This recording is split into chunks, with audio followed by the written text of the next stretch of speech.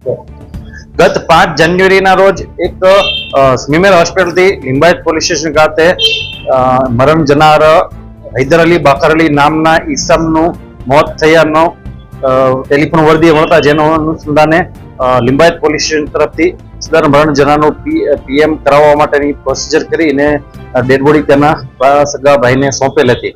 Meanwhile સદર dead body એમના ઘરે જતા મરણ જનારની પત્ની છે એને સુરત શહેર ખાતે તે હૈદર અલીની દફન વિધિ કરવાનો આગ્રહ રાખેલ, પરંતુ તેનો નાનો ભાઈ હતો. એને કીધું કે આપણે પૂર્વી ચંપારણ બિહારના વતની છીએ ને આપણે ત્યાં તેની દફન વિધિ કરવી જોઈએ. જેના અનુસંધાને પતિ પત્નીને બંનેને પત્નીને અને તેના ભાઈને એટલે કે ભાઈ ભાભીને બંનેને બોલાચાલી થતા જે અનુસંધાને તેના ભાઈને મરણ જનારના મોત અનુસંધાને શક વહેમ જતા તેણે પોલીસનો કોન્ટેક્ટ કરતા પોલીસે સિનિયર ઓફિસર્સ સાથે ડિસ્કસ કરી અને સદર મરણ જનારનું ફોરેન્સિક પેનલ ડોક્ટરથી પીએમ કરવામાં આવેલું. પીએમ કરાવ્યા બાદ સદર મરણ જનારનું ચોક્કસ કારણ એસ્ફેક્સિયા ડ્યુ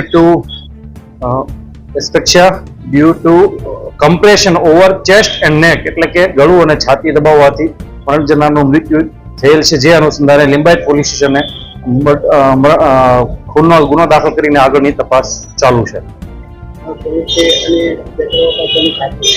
હત્યા થવા પાછળનું કારણ એવું કે મરણ જનારની પત્ની ઈશરજા એવું જણાવે છે કે મરણ જનાર છે 1 મહિના માટે મુંબઈ ખાતે મજૂરી કામ કરતો હોય ને ત્યારબાદ તે મુંબઈથી પરત સુરત શહેર ખાતે આવતો ત્યારે તેની પત્નીને શારીરિક અને માનસિક ખૂબ મોટી યાતનાઓ આપતો હોય, જેનાથી કંટાળીને મરણ જનારે તેને મારી નાખવાનો પ્લાન બનાવે.